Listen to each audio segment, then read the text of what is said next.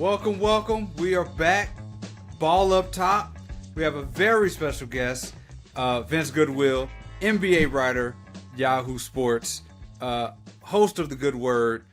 This guy has, since I was a little kid, since I was like in high school, this man has mentored me and showed me the ropes and said, kid, if you want to make it in this NBA industry, this is what you do. I wrote him a letter in 9th grade and said, Vince, I look up to you.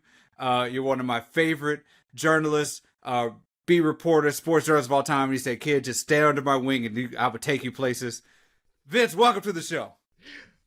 People are actually going to believe you in that nonsense. Like, I just found out that a player last night realized how old I was. And he was like, I thought you were older than 40, whatever. And I was like, no, I am exactly my age. So don't be going out there acting like I'm older than you. I'm like 2 years older than you. What do you mean you're 2 years old? What do you mean? What are you talking about? I am a young 39-year-old man, and I've been watching you since I grew up, since I've been a kid, since I was a little kid. Been reading your work since I was a kid. It's been great.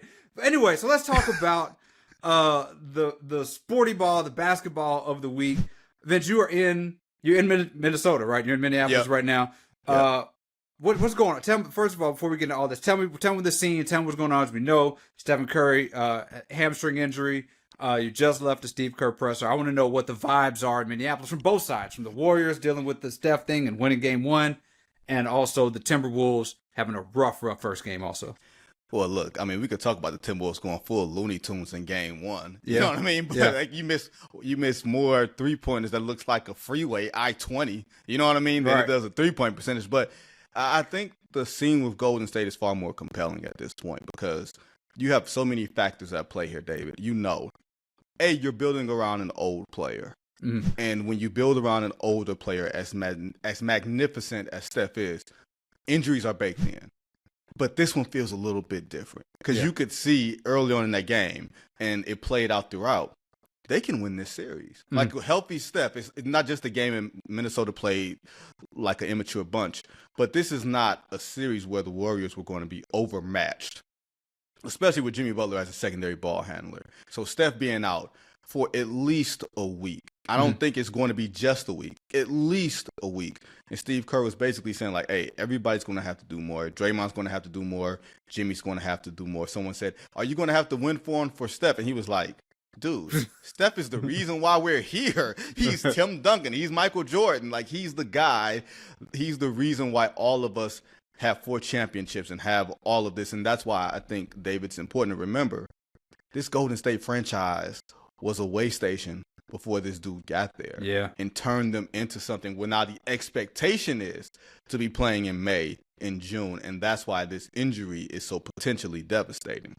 Yeah, man, especially like the way you watched that first part of the game when he was out there, you could feel the relief that they felt when they went out there and they were like, oh, this is not Houston. This is not the Rockets. Like Steph he had 13 points, and if you look at the way he played against Houston, it took him a while to get off the ground on that team. The first quarter, I think the most points he scored in the first quarter was like 5 or 6 points, and they were, of course, as we know, knocking him down, hugging him. They had a great defender for him at 48 minutes in that game. They went out there against Minneapolis, the Timberwolves, and said, look, hey, man, like, this feels different. This felt different immediately, which is why that injury, hurt so much to see. Because, like you said, this felt like a wonderful series. It's still, so here's how we go play this out. Here's how we can play this out as still a winnable thing. They've already won one. They have, it's every other game up until game 5. Right. Between game 5 and game 6, they have this weird, like, 3-day break because the Valkyries are playing, apparently. Mm-hmm. And so my theory here is that if you can win one more game, that gets you to a game 6, that gets you to like a week and a half from now, and maybe he's out there. Now, if Steph's out for multiple weeks, I'm not sure what you can do about it. But if you can get to a game 6, and maybe you've won a couple of games by then you have a shot. Yeah, I think that's a dangerous way to think, is to, hey, let's make sure we get to game 6. But I think that's the only logical way that you can look at this. Game 6, I believe, is on the 20th. Yeah. And today is what, the 7th? Yep. So you have a lot of time in between now and then. Initially, I was thinking, okay, it's going to be 7 days, maybe game 5. You've already won in their building. You've already shown that you can shake them in their building. But game 1 and game 5 are two totally different games. You know each other a lot better, and there's not going to be that new feel. Like, lack of a better word, not to say that I've ever gotten in trouble like this before, David Dennis. But Golden State was still wearing Houston's perfume. You know what I mean? Like, you walk into it, like, hey, whose perfume is that? That ain't mine. Like, that sort of thing. By game 5, you know each other. And I think if you can steal a game at home, and that's what it's going to take, you're going to have to steal a game on your home floor, because without Steph, it feels like you're going to be overmatched. Even with Steph, we all kind of looked and felt like Minnesota was the better team. Could Minnesota get to playing better? We weren't sure of, but we kind of all agreed to some degree that the way Minnesota played in round 1 with the ease in which they dispatched the Lakers, that they were coming in as the better ball club.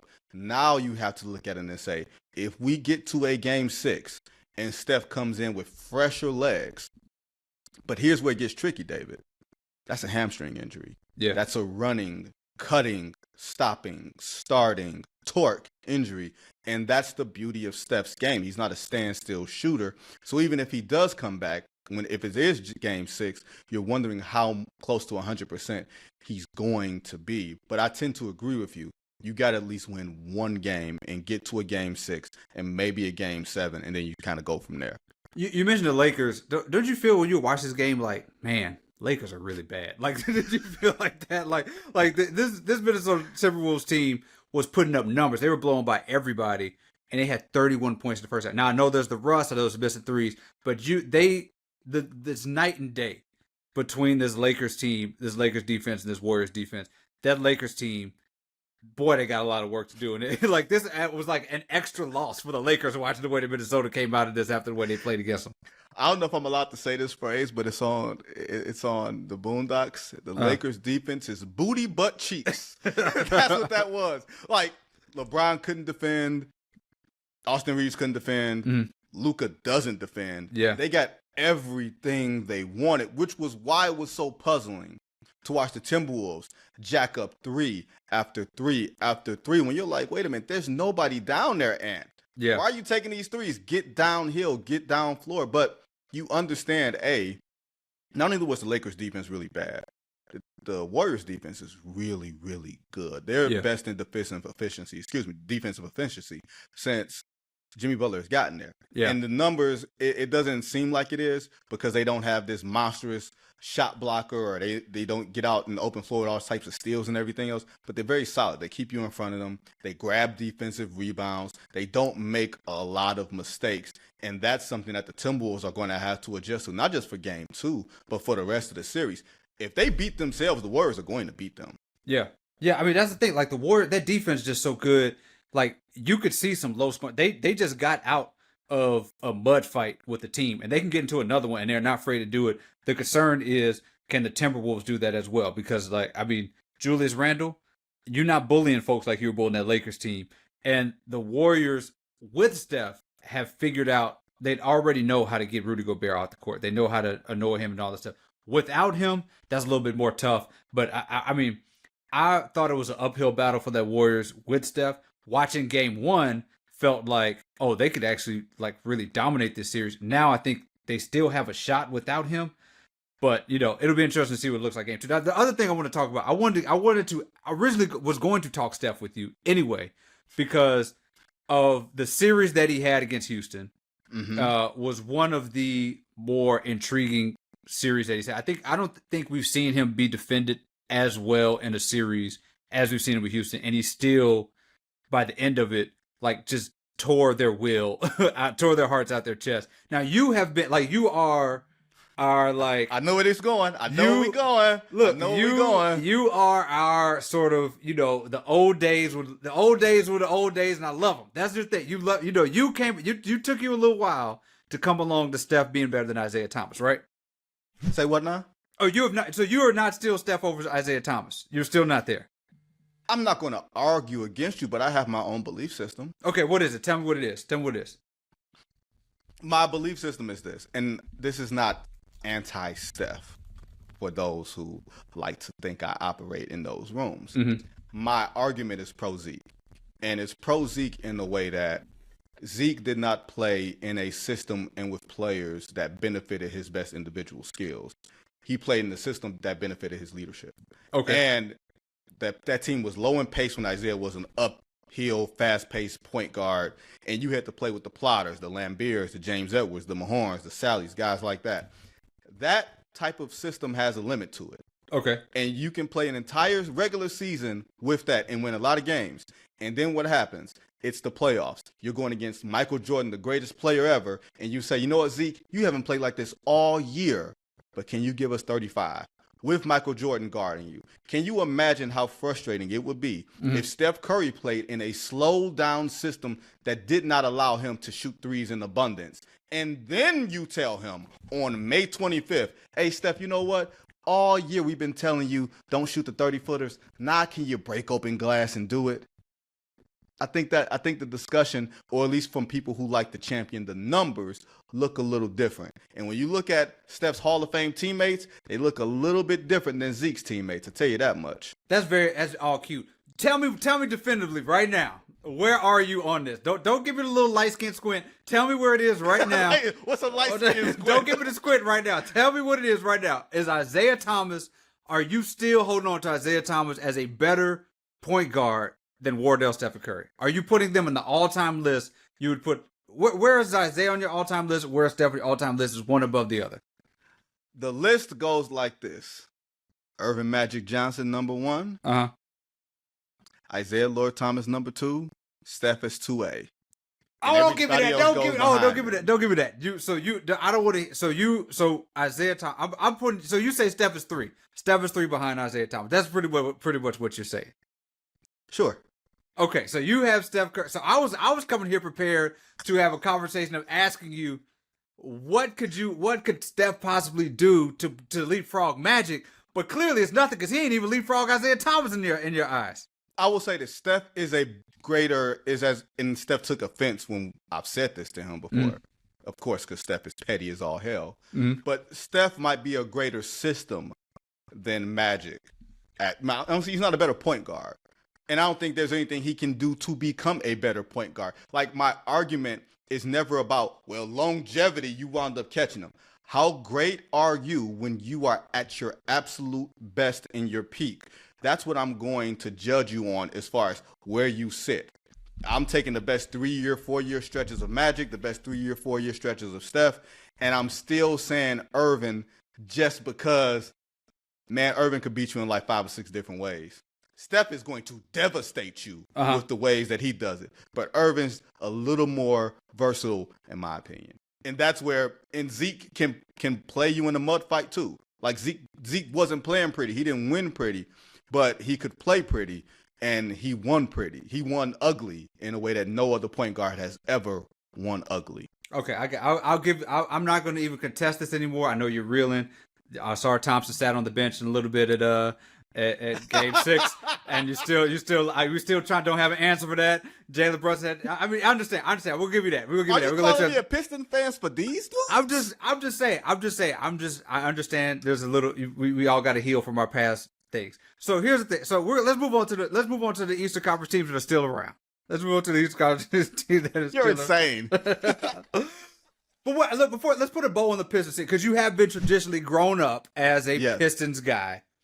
Are you're not on this team as a you're not a fan of this team? You're a beat writer. I'm not a beat writer anymore. No, I'm not a beat writer anymore. I know you're not a beat writer anymore, but I'm just saying, like, how are you considering yourself with this Pistons team? Where are they going forward? What are your thoughts on the Pistons team? They have a bright future. I think one thing we've missed in journalism is, like, you got to take that fandom away when you start covering people. And because I covered that team. No, you don't. No, you don't. Let it flourish. Okay. Stephen A. Smith's Knick fandom and Michael Wilbon's Bull fandom, all that aside, like, they are in a whole different strata, and I ain't gonna sit somewhere and take nothing away from those guys. But as for me and mine, I'm saying I do think that this team is better positioned to go out and grow internally than having to be what Houston is looking at and saying, we got to go get Giannis, we got to go get Kevin Durant. Detroit can go look at themselves and say, okay, we got another year of Cade being able to grow. Ivy, Stewart, Isiah Thomas, who I think is going to be one of the top 5 defenders in the league in the next 2 years. Like, those are guys that you grow and build with, and you see what happens in the Eastern Conference that, honestly, I think is going to look drastically different over the next 2 years. So I think they have a bright future, but you can have a bright future and be the Memphis Grizzlies, too. Yeah. Because remember, they were up and coming, and then they turned into the Memphis Grizzlies. Yeah, I feel you. So let's talk about the teams that are still in this race. The Pacers, man, like, I mean, are we just continuing to disrespect this team? Because this Pacers squad are primed to make another Eastern Conference Finals. Now, of course, you could put an asterisk on there if you don't. The Knicks were beat up last year. The Cavaliers are beat up now. But Halliburton is a legitimate star. And I'm watching these games, we know like 1,000,000 times to 2 when the team is up 7 in the last minute, they win, except for when Tyrese Halliburton is on the court, and they've come back twice in that situation. He is 10 for 11 now this season in go-ahead or tying shots with the last 2 minutes. Like, this dude is as clutch could be. I know I asked you a Steph and Isiah comparison. What does Halliburton have to do to be the greatest Pacer, to be the next Reggie Miller, to be the most clutch Pacer that we have seen? We're getting there. Like, we are getting there with this dude, right? We're getting there. We're not getting there. What are we doing? What do we have to do to get there? A lot more. Like, don't get me wrong. I believe that Reggie Miller's sort of mystique has been enhanced because he did battle against the Bulls and against the Knicks. It wasn't like he was a consistent All-NBA guy, or he's like a 6-time All-Star or something like that. So, like, the numbers don't always. Right. But the fact that Reggie carried a franchise for 18 years, like, that does something. That sits with me. Yeah. You know what I mean? Carried that franchise. You know what I mean? Yeah. That type, not just carrying like the New York Knicks. You carrying the podunk Indiana Pacers, and you consistently had them at the doorstep. Now, since you happen to bring in the light-skinned Squint, I feel like I can respond in kind for what Tyrese Halliburton has done. That man, ever since somebody said that he was overrated, has gone on to an element of beige rage that I didn't know was possible. Okay? That man has said, overrate this and knock threes in your eye. Like, there is something about the way that he plays. I feel like if Steve Nash played today, he would play like Tyrese Halliburton. Like, maybe not necessarily like the outward swag and, the Sam Cassell dance, but the system and the way that you can build around him by saying, okay, we're going to go get defenders, we're going to go get a big man that can stretch the floor, and we're going to play around you as the system. That, to me, is the most impressive thing about all this, because nobody saw him coming the way that we have all the advanced scouting and everybody's smarter than ever, and the numbers and everything else. Nobody saw Tyrese Halliburton coming. The Sacramento Kings had him and said, no, we gonna trade you. So for the Pacers, I don't think they got lucky last year in beating the Knicks. The Knicks broke themselves because that's what they do this time of year. The Pacers play tough, and I think, David, we have this thing where we consider tough and skilled as opposites. They're tough and they're skilled. You know what I mean? Like Ben Mathurin is tough, ornery, and skilled. Nembhard, tough, ornery, and skilled. Like, they have guys that can play across the board, and they don't scare and they don't quit. That would scare me if I'm on the other side of the Eastern bracket, is because now they have experience. Even though they lost and they got swept in the conference finals last year, those games were close. They were close games. They should have come away with a couple of wins. And just like Oklahoma City, we talk about Oklahoma City being young, you're not young no more. Once you go through it once, you're not young anymore. It's time for you to take those lessons and apply them. And maybe we're seeing the Indiana Pacers apply those lessons in real time. Yeah, I mean, that's how you come from. I mean, I know Doc Rivers is somewhere like, look, guys, like, it happens. It's okay. Like, this is not. It ain't just me. Like, when you stay on Doc's behind. Dog. I love Doc Rivers, but you got to take. These are some inexplicable L's this man is taking. So, like, you have a situation where it happens once, but this team, like, in order to have these 8-0 runs in the last, you have to do everything perfectly. You have to execute perfectly, and Halliburton is at the front of that right now. And who knows what's going to happen with the Knicks and Celtics series. If the Knicks somehow get through and they play the Pacers, I mean, that's a toss-up for the Pacers to get to the finals for me. Which also brings us I know we're not going to dwell on this too long. Nick Celtics, not going to dwell on too long because the game is tonight and all that stuff. Let's talk about the Celtics brand of basketball, man. Like, what are you seeing when you see this team play? Like, do you enjoy? Like, I'm assuming they're still going to win this series. I don't know what the Porzingis situation is.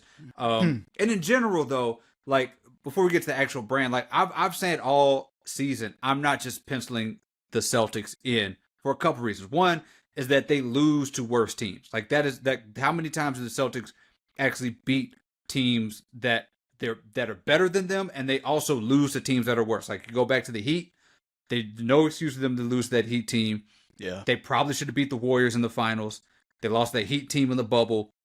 You go all the way back to the first real championship run, like that LeBron 2018 team. It's LeBron, but it's still probably an overmatched team. Like they have a history of losing to teams that they're better than and having close series. They played Milwaukee. Milwaukee took them to 7 without Middleton. There's also the issue. That's one issue. Also, the issue is when they miss threes. Like, what is the other gear that you have? Like, what is the other thing that you can do to get your game started when you're missing threes? That's a huge problem. It seems like they just chuck threes more when they're missing to try to get through that hump. And then there's the injury situation. Porzingis has this weird illness thing that we don't quite know what it is. Been with him for the most of the season, and they had a ton of health luck last season. Yeah. If one of these things falls apart, I mean, I still think they're the best team in the East, but I would not be surprised they lose to an inferior team again. I would say this. Just think about it historically. Boston ran through the Eastern Conference last year, even before they got to the finals. When you think about repeat champions of the past, let's say, 20 years, right? And there hasn't been a whole bunch of them. But repeat champions in the last 20 years, if they ran through their conference the first year, the second year they were in a dog fight, right? Even the LeBron's Heat, by year 2 of that, by winning the championship, and they went against the Indiana Pacers in the conference finals, dog fight. Think of the Shaq and Kobe Lakers. You know, year 2 they ran through everybody, but year 3 they were in a real dog fight with the Sacramento Kings. Year 1 they were in a dog fight with the Portland Trailblazers. Like, you don't get a chance to run through everybody unscathed for consecutive years. There's too much atrophy. There's too much variance. There's too much teams coming after you and figuring out how to beat you. Now to their style of play. Yeah. We should do more celebrating of the game, right? We should celebrate the game more and talk about the aesthetic beauty, the driving kick, and everything else. And the Celtics play an unselfish brand of basketball. They defend at a high level, and they defend at all 3 levels, right? They defend at the rim, they defend at the top of the key, they defend everywhere. But damn it, you can't be out here taking 65 threes in the game. And you can't. And then here's the other part that pisses me off royally. You taking 65 threes, you up 20, and then you go to hack a Mitch. Seriously? Like, you don't gotta watch threes and free throws? Like, what are we doing? And here's the thing. I hate the part about the coaches today that think the game is for them to be controlled as opposed for them to be played. And the basketball gods came back and bit Oklahoma City in the ass and came back and bit Boston in the ass. And when I look at the Celtics and I look at their 2 best players, Tatum and Brown, who are player development stories across the board from where they were drafted and how they developed in all the circumstances and conditions.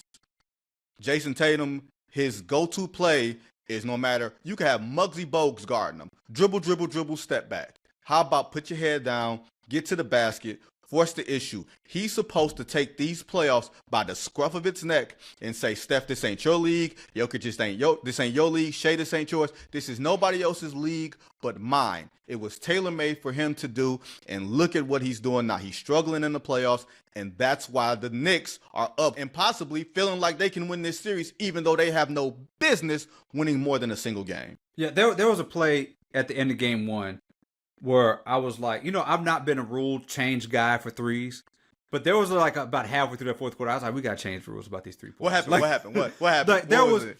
So, the first half, Brown and Tatum were getting the Brunson switch, and especially Brown. When Brunson on it, he put him in the paint and was hitting the mid-range jumpers. He was getting penetration. There was a play about maybe like 3 minutes left, I want to say.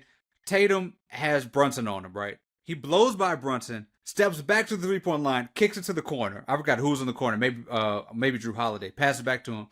He blows by Jalen Brunson again, and then steps back and shoots a three that hits the backboard. And I'm like what is this? Is how you lose your series, is that when you have a competent defense that is on you and they're saying you are not going to do the thing that makes the most sense for you to score the points. You are going to mess up down the stretch. And the Knicks, who was a team that got a lot of experience against that Pistons squad about taking over in the fourth quarter, looked more poised than what Jason Tatum was supposed to. Jason Tatum has been playing in conference finals for the entirety of his career. Pretty much. And you should not still be taking these kind of shots and having this kind of putrid offense. This, like what we're seeing with this Celtics team, and I think this speaks to a larger issue about Jason Tatum and why so many people have like such a tough time sort of grappling onto him as a star, the face of the league, is they play a soulless version of basketball. Ooh. Like they play a version. Are you saying they play like Boys to Men? They just play. they just play singing in the rain. You know what I'm saying? Like, it's not. There's no style to it. It is like you can plug and play. It's ChatGPT basketball. That's really what it is. It is like if you put how to win a basketball game into AI, they would show you exactly how the Boston Celtics are playing, right? And it's bland and it's unfun to watch. And when it's time for you to square up against a team like a Knicks team that has all this character and all this toughness and has Jalen Brunson who's going to figure out how to score however he can, it looks like something that is hard to watch and an inferior brand of basketball. And I think once if they find themselves playing against a poised, full team, maybe like they've kind of looked out that a lot of the veterans aren't there anymore, like they're the veteran team, which is why they fell apart against that Warrior squad, because they said, we know exactly what you're going to do by game 4, okay? By game 5. You can't do nothing on us. Like that Celtics squad, like there's just going to always be something missing about the way we look at them because they play a brand of basketball that just is not connecting to how joyful, like people experience joyful basketball. Well, look, you don't have to apologize for winning the championship. Like winning one means you never have to defend yourself. You have to defend your championship. And I think to some degree, I don't think we have as many problems as when the threes are going down. Like, I don't love it per se. I want to see more diversity in style of play. Like, this is an athletic game. I want to see the athletes do athletic things, or at least do different things. I don't want to see all the bruising. I don't want to see all of the mid-range shots. I want to see a nice, healthy mix of everything. With the Celtics, it's like, oh man, what the numbers say, we should take threes from here at this point on the clock, at this point on the shot clock, and this is what happens. And it looks like their players are not taught to play basketball. Right. It looks like their players are taught to play numbers. And I think they're doing things that is unnatural to them. Like all the Celtics, Drew Holiday didn't grow up playing basketball this way. Right. Neither Kristaps Porzingis or Al Horford. Tatum and Brown certainly didn't. They had to grow into this. Remember, Tatum was the king of the loan too, the Kobe system too. You know what I mean? Like, but they've been trained to play basketball in an unnatural way, and it's actually to their detriment as individuals. Like maybe it helps them as a team last year. I don't know if it's going to necessarily help them as a team when stuff gets thick.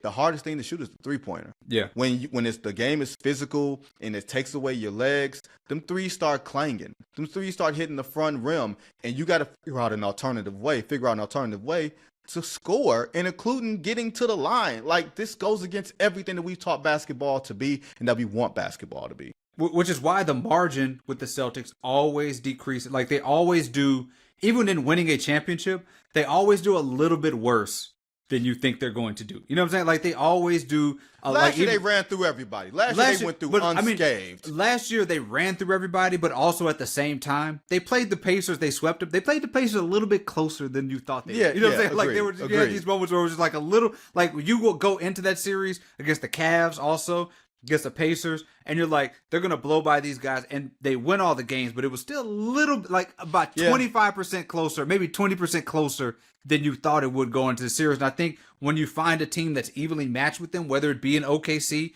maybe it'll be a Denver team, I don't know, but like if you find yourself, especially as you're building towards the future, Porzingis is not going to be there probably, or Drew Holiday is not going to be there going forward, and then you're going to really be evenly matched with folks, and then it's going to be time to really see if you can beat a team that's better than you. Like, you know, to go out there, the Warriors, as much as we talk about their roster and their dynasty, they've beaten teams better than them plenty of times throughout that. And all of these guys do. LeBron is beating teams better than him all the time. Can the Celtics be overmatched and win a series? That'll be something that we have to see. Now, before we go, I have a thing where I talk about something I can't stop thinking about, right? Okay.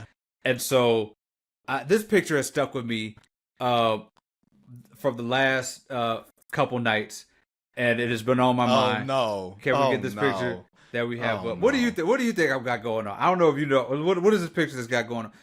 It is Saquon Barkley at the Met Gala. The Met Gala is full of beautiful people. It was dandy thing. Saquon Barkley, what he is like, how you can be so juiceless? Where's this? What are you doing pulling up? It's dandies. Like we can pull up pictures of all these other beautiful people showing up.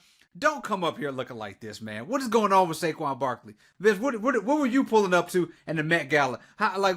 You look better than this when you doing sideline. Like when you on the sidelines, you hanging out the game. You look better. You go pull on something better than this when you go to the games. Well, I have a tailor who makes my clothes, and you know what the name of his company is? Dandy. There you go. So look, I'm from Detroit. I got juice. Yeah, I'm from Detroit. We got juice. That there is no seasoning, no paprika, no Lowry's, no Old Bay, no nothing. And I feel like if this were 3 weeks ago, we probably say, you know what, that's a classic look while everybody is going in the other direction. But it's not 3 weeks ago. It's 3 weeks later. So we look at him through a completely different lens now. And that's unfortunate for him because he sees everybody there showing up like they showing up with all the juice and all the riz. You see Colbert Domingo pulling up in that thing. You see ASAP Rocky. You see Lewis Hamilton coming there. Don't show up to this thing looking like the WB Frog. Come on, you got to do something better than that. Say the WB He look like the WB Frog. Up next, it's Parenthood. Like, that's what you look like right now. Oh my God, you pulled without the crates, bro. He should be ashamed of himself. All right, Vince, my man, go out there, do your thing. I've been looking up to you since I was a child. Stop saying that? It's been like a year one apart. of the icons who has taught me everything I know about the industry. I remember interning for you and learning from you back in the day. Really appreciate you stopping by Ball on Top, my man.